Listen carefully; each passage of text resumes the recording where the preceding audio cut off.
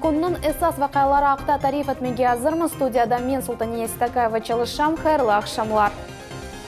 Memleketimizin esas vakayası Prezident ile Canlı Bağ Vladimir Putin böyle formatta konuşuvunu 17. sefer keçirem. Sakinlerden gayrı Canlı Bağ'a atta memurlar koşuldular. En esas sualler ve cevaplar haqda bizim nevbeti kelevhamızda. Rusия Федерациясының президентінен ел кечірілген Жанлыбақ адетінже Москвада бұйық студияда кече тедбір башланған дақыларда 1,5 миллионға қадар мұражат келді. Оларны тапиынын 9 күні қабыл етіп башладылар. Соларның эксіреті ичтимай секторға айтолды. Сақлық сақлав сасында президент уч асас меселіні қайдатты. Енгіл мұражат ету в кадрлар етішмемезлігі ве илечларнен теменлев. Когда мы говорим о здравоохранении, то мы должны иметь в виду, что несмотря на проблемы, а проблем здесь много, как в любой отрасли, которая напрямую касается людей, работает с людьми и помогает людям, проблем очень много. Но в принципе отрасль развивается. Ипотека субсидияларынын бағлы меселелер ақта Владимир Путин акиметке қанунлар қабыл етілівіне бинайын авали бергенini қайдатты. Бұл экіден зияде балалы құранталар үшін берілген кредитлердір. Есть мое поручение. Для семей с детьми, у которых появился второй или третий ребенок, должна быть льготная ипотека в 6%. На Дальнем Востоке 5%. Что произошло с этими 6%? Проблема не решается с банками. Они не пересчитывают ставку по кредиту. Это реальная ошибка правительства России. Минфин не выделил достаточных ресурсов на компенсации банкам на эти цели. Жанлыбақ кетішатында қанунсыз чөплік обалар ақтада суалер берілді. Русия президенті қайдатты ке меселенің көлемі пек бұйық. Мы генерируем ежегодно 70 миллионов отходов. 70 миллионов. И на самом деле никто не занимается в промышленном смысле переработкой этих отходов. Это огромная проблема. Тем более, что полигоны скапливались десятилетиями еще советских времен. А усугубляется это еще и тем, что у нас общество превратилось все-таки в значительной степени в общество потребления. Даже несмотря на то, что вот доходы в предыдущие годы упали реально, сейчас восстанавливаются, но тем не менее, в целом у нас общество потребления. Новые упаковки появились, кроме бумаги упаковочной или картона, много пластика сейчас применяется. В Тихом океане целые острова величиной со среднюю европейскую страну образовались. Қырым Жумхурияты үшін бұл президентнен 5-ші Жанлыбақ олды ярмадамыздан солер берілмегеніне бақмадан Қырымақты солер чоқ олды. 10 яшлы Дмитрий Грознов президентке шертімсалі сайлған бинаны сат қолесіні тамир етмегері жайытты. Сын задает часто вопросы разные о железнодорожной отрасли, потому что он очень увлечен поездами. И спросил как-то, поедут ли к нам ласточки и сапсаны, потому что он был там в Москве, видел, впечатлился и так далее. Мы ответили, что мы этого знать не можем. Это нужно спросить у Владимира Владимировича. И вот приближается время прямой линии с президентом, и папа ему говорит, ну что, хочешь написать? Он говорит, да, хочу. Пошли и записали. То есть, в формате, конечно же, не шутки, потому что вопросы серьезные, но на отклик, тем более на такой резонанс, никто, конечно, не рассчитывал. Жанлыбағны Қырым Жумхуриятының елбашчысы да диққатнен көзетті. Бұақта Сергей Аксенов ичтимай ғыларда о сайфасында хабар етті. Внимательно смотрю прямую линию с Владимиром Путиным. Как и коллеги из других регионов, нахожусь на рабочем месте. Прямая линия с президентом – это кратчайшее расстояние между народом и властью, пример для руководителей всех уровней. И, конечно, это своего рода тест на качество работы чиновников на местах, прямое руководство к действию для глав регионов. Это касается как конкретных вопросов, так и общей стратегии развития субъектов, решения важных региональных проблем. Ичтимай фактор меселелерінден ғайры Жанлыбақ кетішатында техники меселелерде олды. Колл-центрге шетел девлетлерден де суалер келді ве оларның цесі пек бұйық олды. Россия сегодня телеканалының баш мудиры Маргарита Симоньян айтқанына көре, бұл Украина тарафтан уджум олды. Русияде Яндексның генераль мудиры берген суалге жева берерік Владимир Путин қайдытты ке, яңы технологияларны шу жүмледен пилотсыз нақлиетні тез жейінке шаф етірмей керек. У нас вот сейчас без подготовки взять и разрешить беспилотные летательные аппараты, которые будут доставлять почту. что делают в нескольких странах. И кто-то может воспользоваться этой, на самом деле, на первом этапе хотя бы дорогой услугой.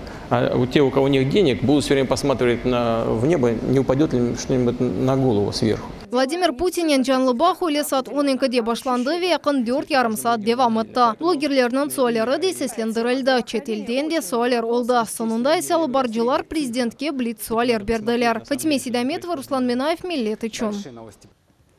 5 миллион рублейлік борч Бақчысарайда демір шейлер истисал еткен завод бергілеріні төлемеді. Бұл ақта Бақчысарай районының бергі инспекциясының мудирі Риза Алиев хабер етті. Борчылы заводтан башта параларыны қайтармақ талап еттілер, амма Мойсе бұны берілген мүддетті япмады. Нәтижеде банклардан есап номерлары блок етілді. Амма бұл паралар да борчылы өдемеге етмеді. Бүгін махкеме приставлары мал мүлкіетіні жетвелге алдылар. Конечно же, плательщик имеет право в любой момент сумму долга погасить, соответственно, все мероприятия в его отношении будут прекращены. Однако, если в установленные сроки этого снова не произойдет, реализация активов будет произведена и деньги направлены на погашение налогового долга. Таким образом, мы видим ситуацию, что плательщик просто лишится части своих активов. Бергі қызметі ярмада сәкенлеріне мұражат етті ве бергілеріні вақтында төлемек кереклігі ақта қатырлата. Мамут Султан қасабасының Василек адлы бала бақшасында билингвал группаларының тәрбиежелері üçün бірінші семинар кечірілді. Ахмеджит районының 14 мектептен эвел муйселерінің векілері тек тәжірибелерінен пайлашмақтан ғайры амели суслю санат бойынша мастер-классларда іштірак еттілер. Семинардан нәтижелері ве екі тілді тәрбие беруінің құсиетлері ақта мұхбирымыз Фатиме Сейдаметова девам ете. Кира Славкова енгілікнен Қырым татар тілінде оқы ойынды 3 жылдан берле билингвал группада тербиелене. Балар ер вақыт рус ве Қырым татар тілеріні ойын шекілінде өгренелер.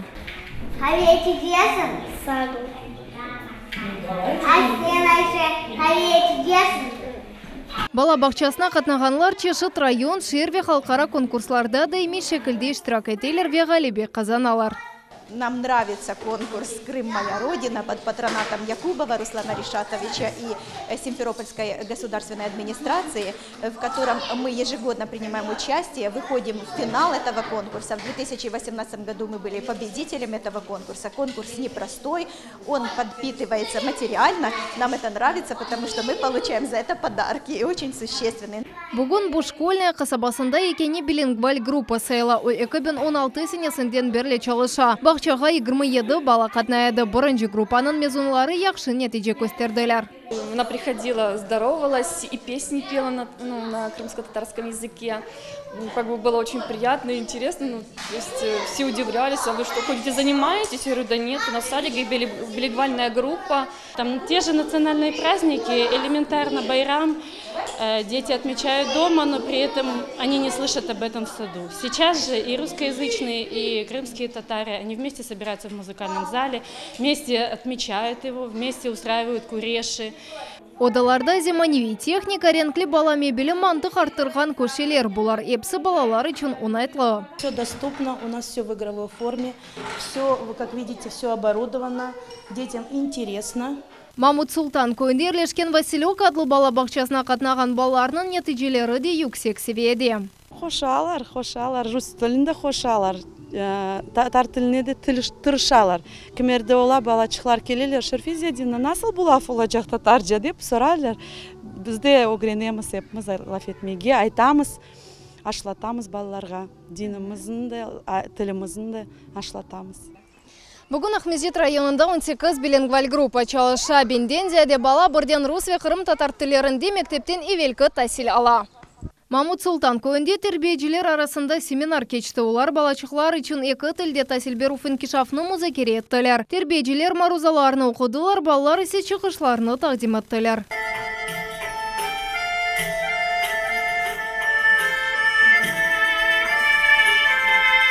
Тербиежілер чешіт мастер-классларда іштірак еттілер. Олар арасында жам үстінде ресімлер мели білезлік ве пано яратылығы олды. Бала бақчаларында бірінші биленгваль группалары Қырым Русия Федерациясының эркянына кірген сон пейда олды усули мальзиме шымдылық етішмей. Оның үшін тербейджілер более семинарлар кечіріп, тәжірибелерінен пайлашалар. Находясь в детских садах, дети именно воспитываются в духе взаимоуважения к традициям, к языку народов Крыма, что позволит в будущем гарантировать очень мощный фундамент комфортных межнациональных, межконфессиональных отношений. Биленгваль группаларының сайысы ел-елдан арта. Тербейчілер еменлер Жұмхуриетмаздан башқа регионларында да ешні бұл енелеште алып бармақ керек. Фатиме Сейдаметова, Наджия Исаева, Алишер Алимов, Милет үшін. Ахмеджетте Крымчакларның тарихи этнография музейі 15 еллығына қайдетті. Бұл сефер мұсафырлер тереклі шейх Эли, яни мельничная көйінден келділер. Бұл көйде ұлы жан Дженкі деваранде Крымчакларның 20% яқылған еді. 7-ші сынып талебелері о вақытның дәшетлі вақиялары ақта тариф еттілер. Бұндан да ғайры оларны Крымчакларның милли урбаларының безеклері ескі сауытларының таныш еттілер. Выставка была для меня очень близко к сердцу даже приняла, потому что расстреливали даже детей, которым было 2 по году, по 3, и ровесников моих. Она очень мне понравилась, и я больше всего узнала. Бүгінгі күнде Крымчаклар ғайып олу дәрежесінде болуына дүнияда оларының сайысы 3000-ге яқын. Қырымда есе 200 Крымчак яшамақта. Девлет милетлер ара комитеті ве Исмаил Гаспринский адына медиа меркез Крымчакларға қол тұталар. Очень много у нас издано книг за эти годы. Очень много издано фильмов за эти годы, очень много проводится мероприятий. То есть мы делаем все, чтобы сохранить нашу культуру для наших потомков. Чтобы завтра дети, молодежь, которая придет к нам, чтобы они могли увидеть, узнать о своих предках, о своих бабушках, прабабушках. Қырымның Али оқув юртларында қабул кампаниясы башланды. Бүгінден абитуриентлер Жұмхуриетінің Али оқув юртларына өз есіқаларыны тапшыралар. Бұл сене оқумаға кірмек шартлары аққында бізді мұхбирымыз тариф етмеге азыр. Алигера весіқаларыны қабул комиссиясына тапшырмақтаны вел оларыны тешкере зенатыны тап мектепте оқығанда сечті журналист олмаға арзете. Мне эта специальность нравится, и у меня есть цель. Я бы очень бы хотел, прям мечтаю, работать на канале Милет. Қырым Мундислік ве педагогика университеті бұл сене ұзының ил абитуриенттеріні қабыл ете. Бүгін Али оқув юртларына кечкен сенелерінің мезунлары ве колледжде оқығанлар весіқаларыны тапшыралар. Он бұрынжы сынып талебелері берген екәне девлет имтианларының нәтижелері айның сонында бел олачақ. На сегодняшний день информация открыта, все документы мы переносим в базу данных, где можно посмотреть рейтинг, на каком месте находится человек. Бұл елі мектеп мезунлары текекәне девлет имтианларының нәтижелерінен оқуға кірелер. Бұақта Хабир Ахмеджетте кечірілген матбуат конференциясында белі олды. Енді бұттың Русияде олғаны кібі университетінің ичкі имтианларыны тек айыр гражданлар категориялары тапшыра. Кукейт институтының проректоры Ольга Илкан қайдеткенне көре Али оқув юртында невелказырлық курслары студентлерге қошма балар бермей. Емде четел гражданлары үшін кіріш шартлары сәделештірілді. Тәсіл везірлігі Али оқув юртына 1300-ға яқын бюджет ерлеріні айырды. Олардан 140 ер университетінің ең чоқ сұралған зенаты Мундислік бөлігіне берілді. С приходом Российской Федерации у нас Керченский мост построен, возрождается производство, поэтому инженеры по всему Крыму востребованы. Поэтому инженерные специальности сейчас у нас очень востребованы. Это и машиностроение, электромеханика и сварка, это безопасность технологических процессов, охрана труда в машиностроении и компьютерные технологии в машиностроении. Ижеден шалар язғанлар ве имтианлар бергенлер июльнің 15-не қадар весіқаларыны тапшыра білейлер. Екене девлет имтианларының нәтижелеріні кетіргенлер үшін июльнің 26-сына же вақыт беріле. Фатиме Сейдаметова, Севиля Меметова, Дмитрий Низовой, Милет үшін. Красноперекопск шәрінде 32 яшлы ерлік қадынны түкендан ичкіжілік қырсызлығаны ичон яқаладылар. О бала арабачығы ярдымының виски шешесізіні сақылап чықармаға тырышты. Бөле етіп қадынны бір қач кере қырсызлық еткені белі олды. Енді оны бір елға апске ала білелер. Ранее за такое она уже была подвергнута административному наказанию. Отделом дознания межмуниципального отдела МВД России Красноперекопске возбуждено уголовное дело по признакам преступления, предусмотренного статьей 158.1 Уголовного кодекса Российской Федерации. Красноперекопск районында киік кендер yok етілді. Наркотик осымлық күн айлан ішінде осыйды. Оқу қорчалайжылар топрақ дамартасының сайыбыны таптылар ве 10 күн девамында о полислер незарета алтында кендерні жейді ве yok етті.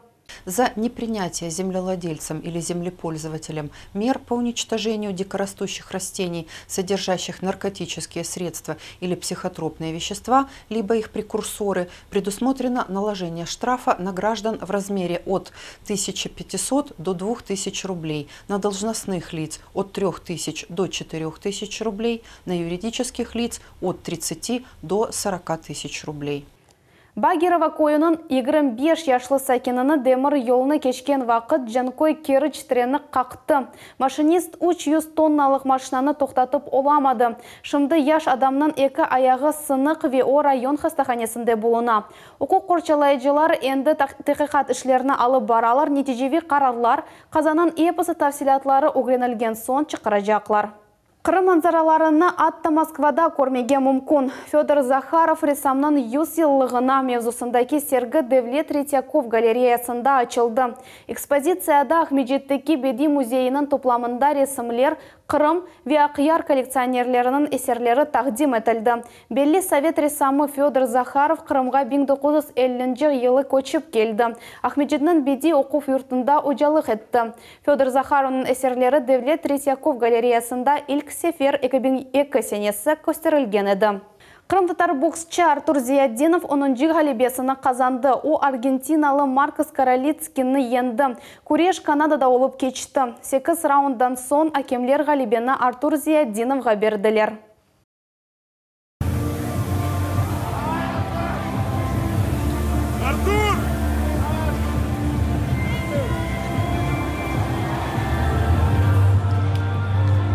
Шымды Артур Монреаль шерінде яшай ве боксин профессиональ шекілінде оғраша. Артур иштирак еткен 10 күрештен да бір кере енілмеді. 200 метрден 8 километр геже месафелер чешіт яшылы иштиракчылар халқара олимпик күніне бағышланған бұйық енгіл атлетик Чапова Гагарина адына раатлық бақчасында июнын 23 күні күндіз 5-15 даққа қалғанда башланacak. Бұл байрамны бұтын Русия қайдетecek. Это очень значимое мероприятие для нашей страны, и каждый субъект на территории своего региона проводит большое количество мероприятий. И Крым, безусловно, не исключение. Қырым қызы тэквондо бойынша Авропа чемпионы олды. Умумен Қырым жейма тақымында 3 спортшы ярышларға yol алды. Олардың арасында ең кішігі Зарина Бекташ бірінші ерні қазанды. Чемпион идман еткен вақтында мұхбиріміз Эльмас Аблакимова қонышты.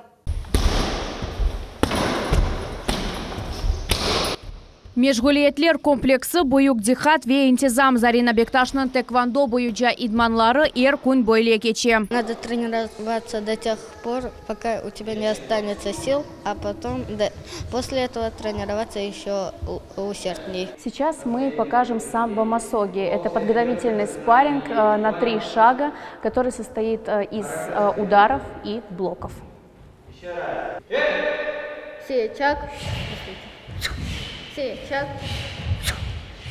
Хызчык 11 yaşında ama o onlarca sparring keçirdi ve 50'den ziyade medal kazandı. Geçenleri Zarina Bektaş tekvando boyunca Kırım'ın jeyma takımı terkibinde Avrupa çempiyonu unvanını kazandı. Я хочу сказать большое спасибо моим тренерам. Они мне помогли выиграть. Мне помогла выиграть моя команда. Они за меня болели. Мне было очень приятно. Soçi şehrinde iyunun 8'inden 9'una tekvando boyunca Avrupa'nın 10. kubogu geçti. Anda Kırım kız 4 sparring geçirdi. Onun rakiplerinin yaşı Zarina'dan büyük edi. Bu Latvia, Rusya, Abxaziya ve Rusiyeli sporcular oldu. Очень сложная девочка попалась в полуфинале, быстрая. В общее время получилась ничья счетом 2-2. Дали дополнительную минуту. И в дополнительной минуте сработало более, можно сказать, второе дыхание. Делала все возможное, и с общим счетом 4-0 победила. Зарина Бекташ Баранджи Костерюв чыгышыны 6,5 яшына нумайыш етті. О вақыт хысчыға оның бабасы сабық спортшы қол туты. Евляды рахбетлі чемпионатта ғалебе қазанмасы оның үшін бұйық ғұрудыр. Горжусь, не то слово. Ну, не знаю, как это словами объяснить. Эмоции, они до сих пор есть. Шынды спортшы идманлары девам ете ве енді яны ярышларға азырлана. Профессиональ файлет исе бираз сонра башланacak. Наша более профессиональная деятельность начинается с возраста 14 лет, когда спортсмен получает черный пояс. Он тогда может участвовать на первенстве России, со временем на чемпионате России, на первенстве Европы. Это будет один из самых высоких результатов вообще в принципе, которых можно достичь. Шымды Бахчасарайда тэквондо бойынша уч секция çalışа. Талебелер дерслерні умумтасыл мектеплерінің спорт заларында кечерелер. Балардың sayısı енді 50-ге яқын. Ел-елдан балалар арасында шархи арби курешов санатының рахбитлегі арта. Илмас Аблакимова, Магомед Нестуров, Миллет үшін. Будаққаға бұ эвысы хаберлер студияда сіз үшін Султания Истакаева çalışты. Хайрлы ақшамлар.